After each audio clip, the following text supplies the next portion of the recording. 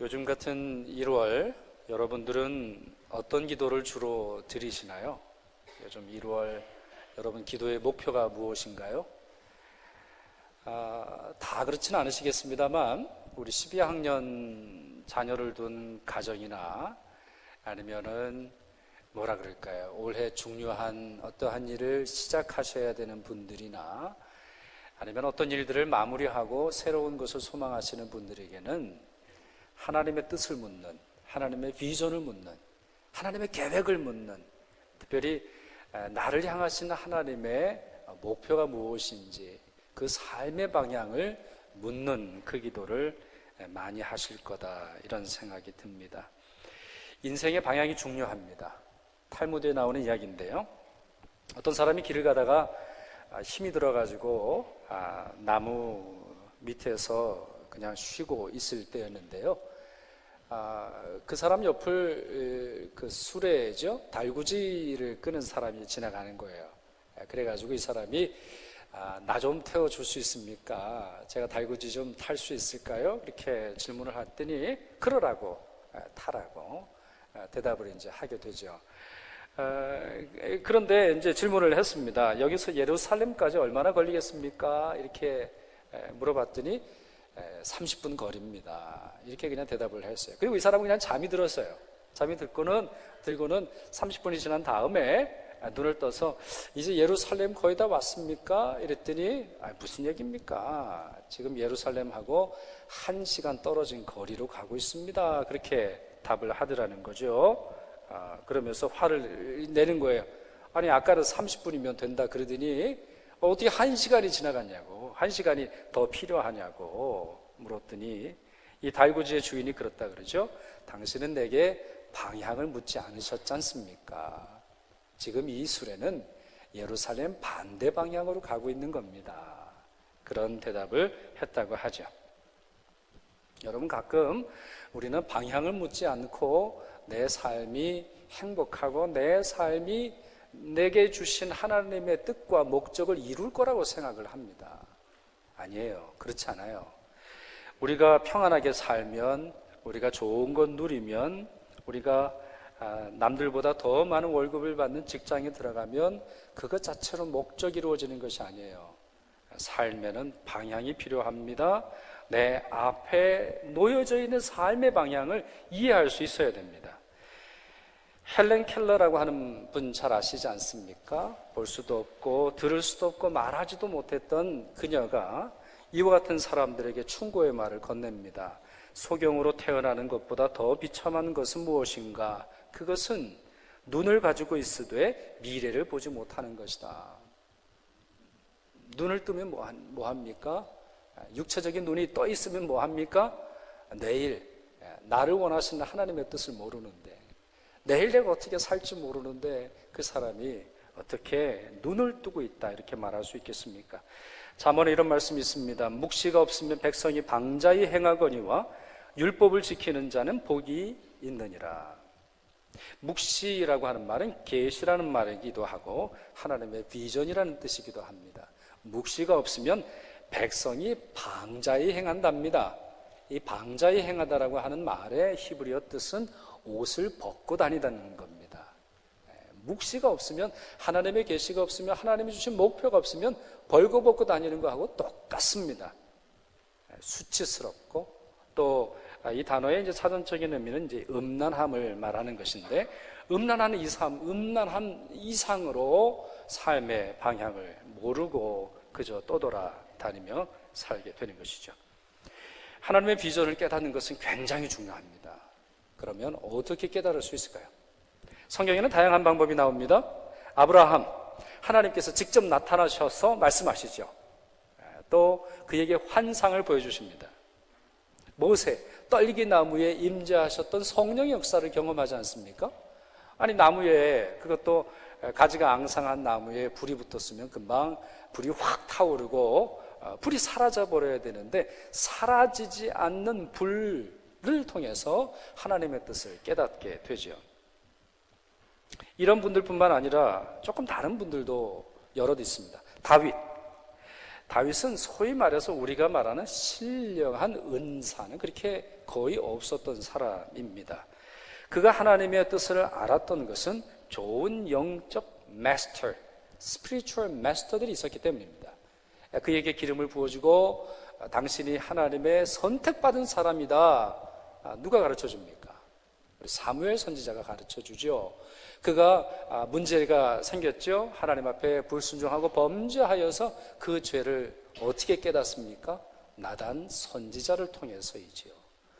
이와 같이 이 다윗과 같은 사람은 좋은 스승, 믿음의 동료, 믿음의 길을 가르쳐주는 영적 마스터를 통해서 깨닫습니다. 솔로몬은 지혜를 통해서 얻었고요. 초대교회 성도들은 권능과 함께 임재하셨던 성령 세례를 통해서 하나님의 뜻을 알아가고 그것을 이룰 수가 있었습니다. 그런데 이와 같은 사람들과 또 다른 종류의 사람들이 있습니다. 이분들은 신비한 경험이 있지 않고 이분들은 어떤 특별한 사람이 주변에 있지 않았어도 자기 삶에서 만나는 사람들과 하나님이 주시는 그 기회를 따라 하나님의 뜻을 확인해 나간 사람들이 있죠. 바로 느헤미야가 그 중에 한 사람입니다. 어떻게 보면 우리가 가장 닮아야 할 사람 꼽아보려면 느헤미야입니다. 느헤미야처럼 기도하고 느헤미야처럼 하나님이 주신 사명을 깨닫고 순종하는 모습이 필요한데요. 이 느헤미야는 평신도입니다. 우리가 요즘 말하는 평신도, 성경에 있지 않는 그런 말인데 종교학자가 아니고 예언자가 아니고 제사장이 아닙니다. 그는 신비한 경험이 있는 것이 아니에요. 그는 관료예요. 정부 요직에 있었던 관리입니다. 정치가예요. 그런데 그가 하나님의 은혜를 받으면서 이제 조금씩 구체적으로 하나님의 뜻을 발견하는 것을 오늘 본문을 통해서 볼 수 있습니다. 자, 첫 번째, 그가 어떻게 이 하나님의 비전을 찾고 깨닫게 되느냐? 첫 번째는 역사의식을 통해서 깨닫습니다. 역사의식이라고 하는 말은 이 땅에서 벌어지는 사실을 올바로 이해하는 것을 말하는 것이지요. 2절과 3절에 보면 이런 내용이 있습니다. 하난이라고 하는 사람이 두어 사람과 찾아왔는데 이 사람들은 유대를 여행하고 온 사람입니다. 그리고 지금 느헤미야는 페르시아 제국, 지금으로 말하면 이란에 있는 제국에서 관료로 있는 그런 사람입니다. 그동안 소식을 전혀 몰랐었는데 이 사람들이 들려주는 이야기가 있었어요. 인포메이션이 있었어요. 정보가 있었단 말이에요. 그 땅에서 어떤 일이 벌어지는지를 말해줍니다. 그 내용은 어떤 것입니까? 그 형편을 물었더니 3절에 사로잡힘을 면하고 남아있는 자들이 그 지방 거기에서 큰 환난을 당하더라. 사람들이 어렵더라. 사람들이 너무 큰 고통을 당하더라. 뿐만 아니라 예루살렘 성은 허물어졌고 성문은 불타서 큰 위기를 경험하고 있더라. 이런 말을 합니다. 이때가 어느 때인지를 조금 이제 퍼즐링을 해보면 아마 이때라고 우리 생각을 합니다. 고레스 이후에 이 바벨론 제국이 무너지고 나서 이 페르시아 제국의 고레스 이후에 스룹바벨이라고 하는 사람이 성전을 건축합니다. 20년 동안. 10년 동안은 방해를 받아가지고 건축 공사를 중단하다가 20년 동안에 지어요. 그래서 간신히 이 성전 건축을 했는데 아직 성벽은 없어요. 도시에 성벽은 없고 덩그러니 성전만 놓여져 있고 그것에 살아남아있는 사람들과 돌아온 몇 사람들이 있는 집밖에 없었다고요. 그런데 큰 문제가 좀 생겼네요. 하드웨어가 있는데 소프트웨어가 없어요. 그래서 백성들은 타락하고 유대인들이 옛날처럼 다시 돌아가려고 해요. 뿐만 아니라 자꾸만 타민족 사람들이 와가지고는 괴롭히고 모함하고 니네가 성전을 지으면 제대로 될 줄 알아. 맨날 험악한 말만 들었더니 이 사람들의 마음에 큰 어려움이 있다라고 듣게 되었다라고 하는 겁니다. 여러분 슈바이처라고 하는 분을 잘 아실 겁니다. 슈바이처 하면 그 다음 뭐라 그러죠? 슈바이처 뭐라 그래요? 타이틀을 뭐라고 부릅니까? 박사다 그러죠. 슈바이처는 세 개의 박사 학위가 있습니다. 철학 박사, 신학 박사, 의학 박사. 그렇게 세 개의 학위가 있는데요. 이분은 소위 말해서 우리가 말하는 천재 중에 천재라고 볼 수 있습니다. 프랑스어와 독일어를 완벽하게 구사할 수 있었고, 또 대학 때부터 벌써 철학과 신학과 음악을 같이 공부했어요. 이 사람의 자서전에 내용을 읽어보면 이 모든 일을 할 수 있었던 이유는 내가 건강해서다, 그런 말을 할 정도로 자기가 어떤 책을 내려고 그러는데 도움이 없잖아요. 그럼 다른 도시에 가가지고 올게를 연주하고, 바하 전문가였거든요. 바하 연주를 하고 거기서 번 돈을 가지고 여기 와서 무슨 일을 했을 정도니까 아주 바쁘게 지냈고 탁월한 사람이에요. 1899년에 그의 나이 25세 때 박사학위를 받아요. 1905년에 바하에 대한 유명한 책을 씁니다. 그리고 1908년에 자기 자신이 독일어로 번역을 해요. 바하에 대한 프랑스어 책을 쓰고, 그것이 3년이 지난 다음에 독일어로 자기가 손수 번역을 해요.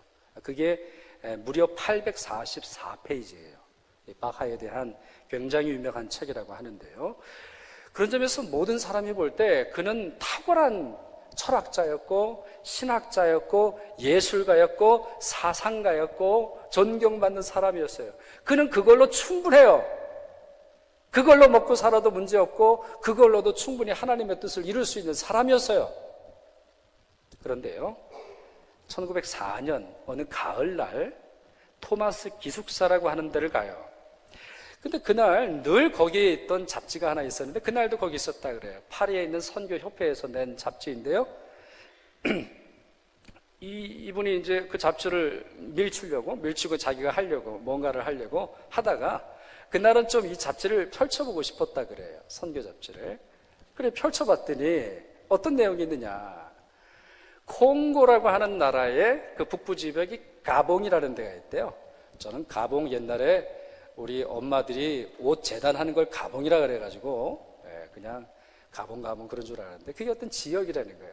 근데 거기에 선교사가 부족해서 정말 많은 일들이 있는데, 정말 선교사가 부족해서 더 이상 못한다, 이런 제목의 기사와 내용을 읽게 돼요. 그리고는 그 내용을 쭉 읽다가 다음 문장에 그의 마음이 완전히 허물어져 내려요. 그 말이 무슨 내용이냐. 주님의 부르심에 기꺼이 주여 내가 가겠나이다 하고 대답하는 사람들, 교회는 바로 이런 사람들을 필요로 한다. 이게 그 아티클에 있어요. 그 논문에 있단 말이에요. 그래서 그분의 그 나의 생애와 사상이라고 하는 전기를 읽어보면 그대로 덮고, 그 다음에 자기 부모와 가족들을 콜해서 의대를 가겠다라고 하는 선포를 하게 돼요. 그러니 어떻게 되겠어요, 여러분? 그 집안이 난리가 난 거죠. 네가 지금 그럴 때가 아니다. 네가 유럽에서 할 일이 얼마나 많고 너를 필요로 하는 데 많고. 이분이 또 탁월한 설교가거든요. 제가 신학을 공부할 때 생명의 경외라고 하는 이분의 책을 읽었는데 너무나 감탄할 정도의 탁월한 설교자예요. 설교만 해도 전 유럽을 움직일 수 있었고, 그가 썼던 예수의 생애에 대한 책은 지금도 신학교에서 읽혀지는 책이죠. 그런데 그걸 다 내려놓고 그는 하나님이 주신 비전은 다른 데 있다라고 하는 그와 같은 음성을 듣고 이제 콩고의 선교사로 나아가죠. 하나님은 슈바이처보다 훨씬 이전에 이 느헤미야에게 자기 고국의 현실을 들려주셨습니다. 역사적 사실을 들려주셨어요. 역사적으로 세상에 무슨 일이 일어나고 있는지를 알려주셨단 말이에요. 여러분, 우리 한국 사람들이, 우리 특별히 이제 이민하시는 분들이 하지 마셔야 되는 일 중에 하나가 있는데, 여러분, 우리 한국 사람들 보면 미국의 아이비 리그 그 유니버시티 투어 하는 게 있어요. MIT, 하버드, 예일, 또 뭐가 있어요? 다트머스, 많이 있잖아요. 그 외에도 많이 있는데 그 학교들 투어를 해요. 투어하는 거죠. 하버드 동상 앞에서 또 발을 만지면은 또 학교 입학한다 그래가지고 발만 또 맨질맨질해진단 말이에요. 여러분, 그게 얼마나 어리석은 일입니까? 좋은 대학을 가게 하고 공부를 열심히 하게 하려면 세상이 어떤지를 보여주세요. 왜 공부를 해야 되는지 알게 해주세요. 좋은 대학만 가면 성공한다는 것이 아니라 그 대학 나와서는 뭐 하고 먹고 살 건지를 말해주세요. 오히려 그곳에 투어하는 것보다 남미의 애들을 데려가세요. 정말 그곳에 가는 것보다 원주민 사는 그 마을로 데려가세요. 정말 그곳에 가는 것보다 유럽에 무너져 내린 인격과 무너져 내린 교회의 현실에 데려가세요. 역사적 사실을 보여주세요. 아이들로 하여금 대학에 갇혀서 책만 보다가 끝나는 인생이 되도록 하실 것이 아니라 역사적으로 무엇이 일어나고 있는지를 말해주세요. 여러분, 사단이 하는 전략 중에 하나는 역사를 왜곡하는 거예요. 저는 역사를 왜곡하는 자는 결코 하나님 편에 설 수 없다고 생각해요. 사탄은 끊임없이 역사를 왜곡해요. 끊임없이 역사를 왜곡함으로 말미암아 하나님의 나라보다 이 땅이 더 살만한 것처럼 왜곡하고 있죠. 아니에요.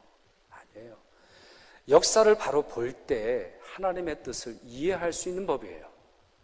두 번째, 하나님은 이 느헤미야에게 통곡을 주셨어요.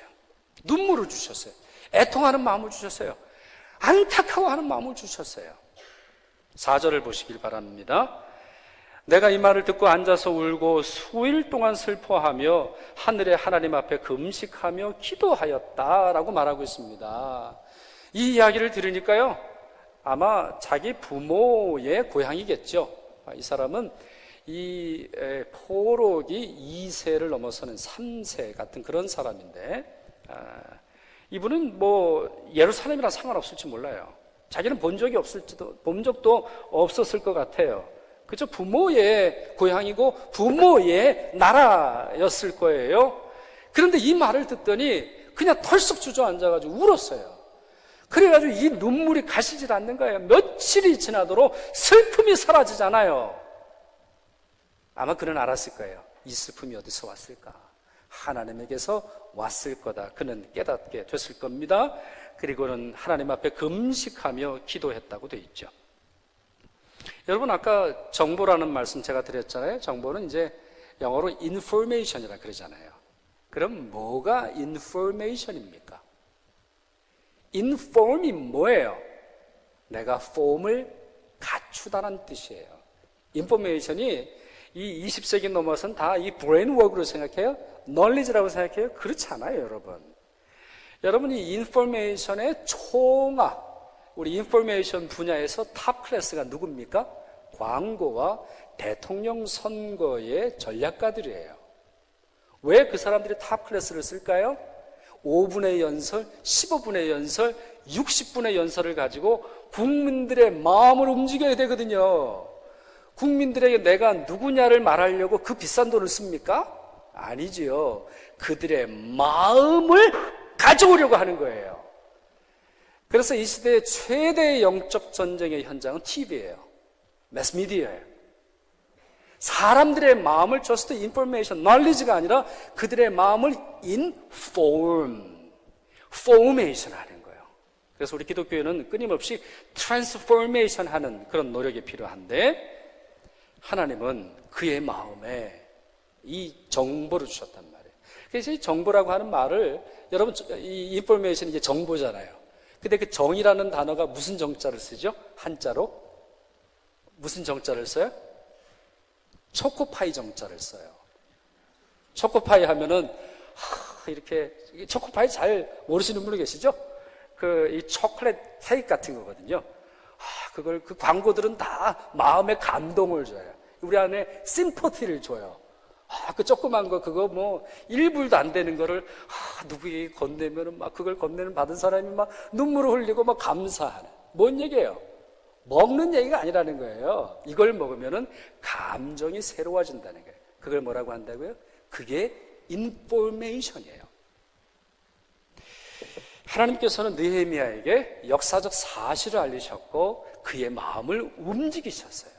그의 마음을 통곡하게 하셨단 말이에요. 이와 같은 눈물과 통곡, 상한 마음이 우리의 사명이 되는 경우가 많이 있어요.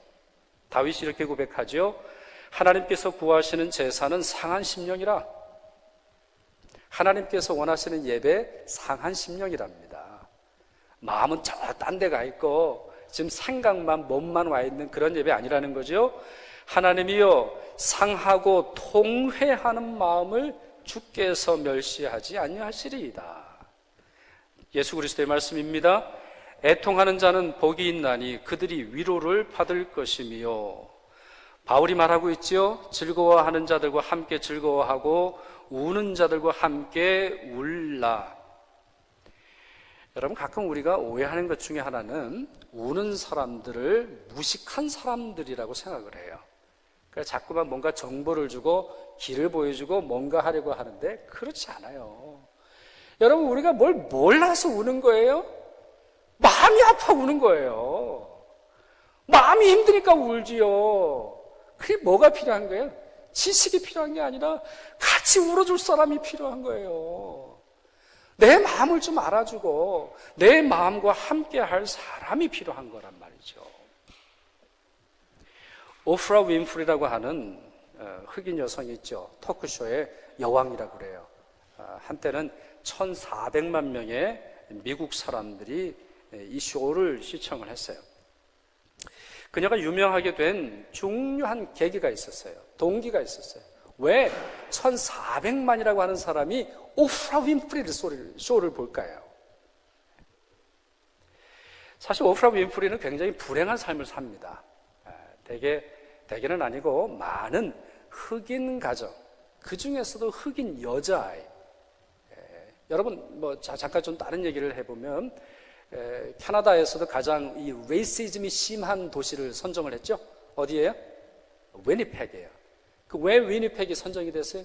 위니펙에 있는 원주민 여자아이들이 성적으로 학대를 받는 것이 너무나 많기 때문이에요. 인류의 역사에서 학대와 아픔과 눈물의 현장에서는 거의 4분의 3은 여자예요. 어쨌든 다시 본문으로 돌아와서, 이 말씀으로 돌아와서, 오프라 윈프리도 어려운 일을 많이 당했어요. 그의 엄마가 18살에 미혼모로서 오프라 윈프리를 낳아요.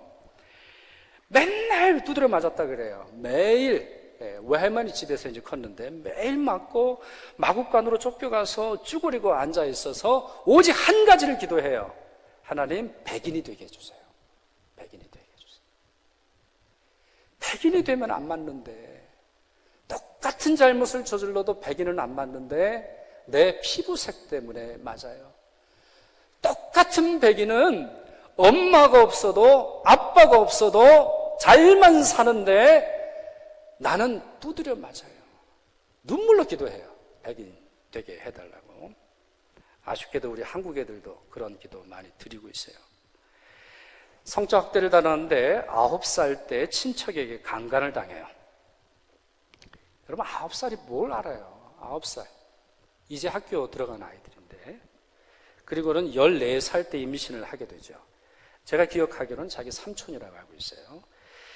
수치심, 불안감, 이걸로 인해서 그녀의 삶이 짓눌려져요.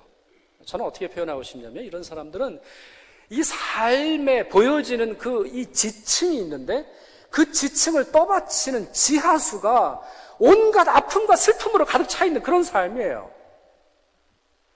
이게 너무 심하기 때문에 그냥 사일런트하고 살았어요. 누가 알까봐 염려하고 살았어요. 어느 날 시간이 좀 지나서 이제 토크쇼를 하는데, 그날의 주제가 성폭행이에요. 성폭행을 당한 여러 여성들이 나와서 자기의 사례를 얘기해요. 끔찍한 일들을 얘기해요. 고통을 얘기를 해요. 그럴 때 이 오프라 윈프리가 자기 자리에서 일어나서 이 통곡하는 그 한 여성을 끌어안고 이런 말을 해요.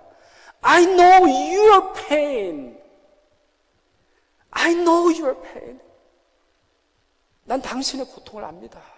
누구보다 잘 압니다. 이런 말을 하고 있어요. 그리고선 이제 자기 이야기를 하는 거예요. 그 쇼에서. 자기의 아픈 과거들, 자기의 아픈 그 눈물들, 오히려 희생자이고 핍박을 당하고 어려움 당하는데 오히려 손가락질 당하는 그러한 세상을 향해서 자기의 아픔을 털어놓아요. 자기의 고통, 바로 그것을 털어놓죠. 그것이 오프라 윈프리를 미국의 지도자가 되게 하는 거예요. 공감의 능력, 울고 있는 사람을 제발 좀 함께 울어주는 능력, 아프다 그러면 좀 아픈 거를 알아주는 능력, 이게 지도자이거든요. 바로 오프라 윈프리가 그런 사람이에요. 그럼 여러분 보세요. 고통은 우리를 하나님의 사명으로 나아가게 하는 소중한 길이 되는 거예요. 내 고통은 내 고통으로 끝나는 것이 아니라 고통당하는 누군가를 도울 수 있고 고통당하는 그 사람의 아픔을 함께 나눌 수 있는 하나님의 사명이 뿌리를 내리고 줄기를 뻗는 소중한 자리라고 볼 수가 있죠. 오늘 예배드리는 여러분 중에서도 이와 같은 고통으로 어려움 당하는 성도는 혹시 안 계십니까? 그럴 때 오히려 그것이 하나님의 사명의 자리가 될 수 있음을 이해하시고 주께 더 기도하실 수 있기를 바랍니다. 마지막으로 세 번째, 느헤미야는 기도를 통해서 하나님의 비전을 찾고 있습니다. 아직은 명료하지 않아요.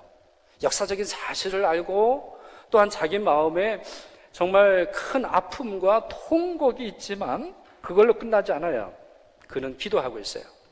여러분 이런 말 들어보셨습니까?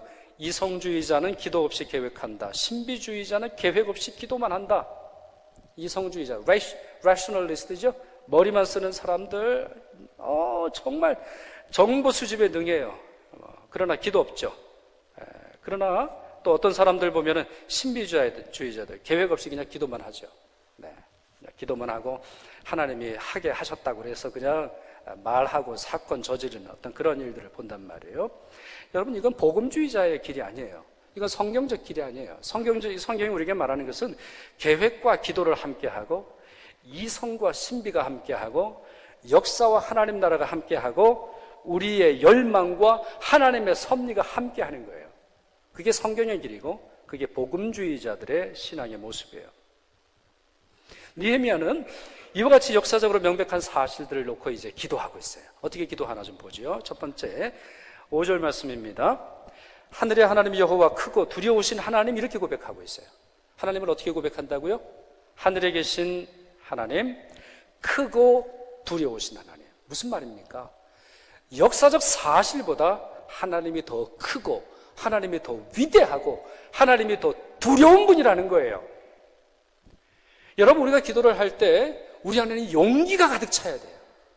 내가 하나님 부를 때 그 하나님은 내 음성을 들으셔서 이 땅에 그 누구보다 큰 전능하심과 전지하심의 은혜를 나타내실 것을 소망해야 되죠. 두 번째, 느헤미야는 역사적 책임의식을 가지고 기도하고 있어요.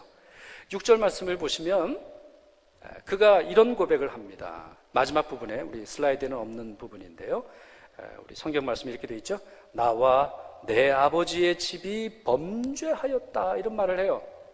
나와 내 아버지 집이 범죄하였다. 여러분 이 사람 이 바벨론으로 끌려온 이후에 2세 3세라 그랬잖아요. 그러면 유다가 멸망한 이유 이 사람 죄 때문이에요? 이 사람이 잘못해가지고 이 느헤미야가 잘못해가지고 나라가 망한 거예요? 아니잖아요. 부모가 잘못했죠. 아니면 그 부모의 부모 세대이거나 내 선조가 잘못한 거거든요. 그런데 그는 그렇게 말하지 않았어요. 내 부모가 저지른 일 때문에 내가 생고생을 하고 있습니다, 이렇게 말하지 않고 나와 내 아버지 집이 범죄하였습니다. 이게 진실한 기도인 거예요. 기도를 통해서 역사적 책임의식을 선포하고 그는 하나님의 뜻을 기다리고 있죠. 세 번째, 그는 지속적으로 기도했어요. 지속적으로. 느헤미야 1장 1절을 보면요, 이 일이 처음 시작되는 때가 어느 때냐, 아닥사스다 왕 20년에 제가 벌써 까먹었는데 기슬르월이라고 되어 있어요. 기슬르월이라고 하는 것은 11월이나 12월 요 사이를 얘기하는 거예요. 11월 정도. 그런데 그가 기도를 하고 나서 실제로 아닥사스다 왕, 자기 왕을 만날 때가 언제냐, 2장 1절을 보시면 20년 뭐라고 되어 있죠? 니산월이라고 되어 있습니다. 제 20년 니산월이라고 되어 있어요. 그럼 니산월은 언제냐? 3월에서 4월이에요. 그러니까 그가 기도를 얼마나 했어요? 약 6개월 정도로. 아무리 짧아도 4개월 정도를 그는 기도하고 있었단 말이에요.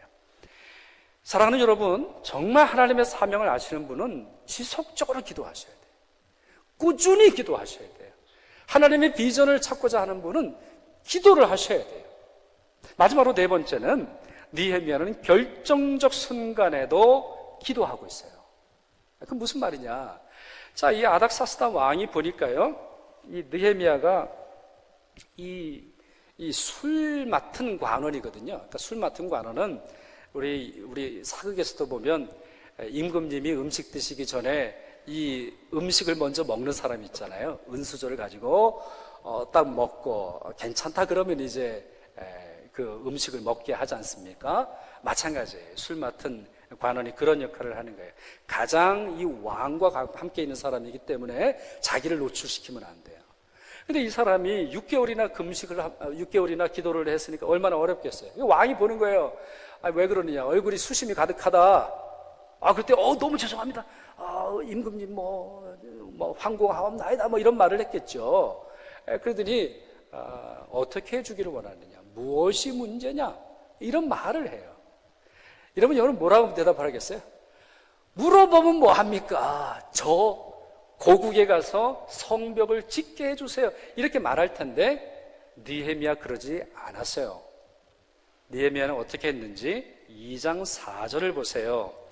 곧 하늘의 하나님께 묵도하고 대답했다고 되어 있어요. 이게 능력이에요. 이게 능력이에요. 길게 기도하는 것도 능력이고 지속적으로 기도하는 것도 능력인데 정말 중요한 순간 그 앞에서 기도하는 것도 능력이에요.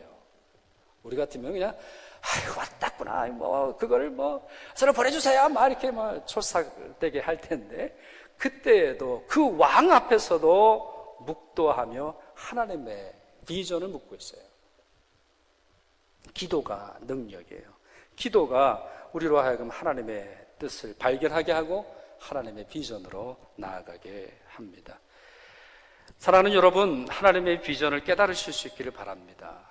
방향 없이 사지 마시고 주님이 정하신 방향대로 나아가십시오. 역사 의식을 가지십시오. 마음의 통곡이 어디로 향하는지를 이해하십시오. 기도를 통해서 하나님의 뜻을 깨달으시고 하나님의 비전 향해 나아가는 여러분 되시기를 바랍니다. 기도하겠습니다.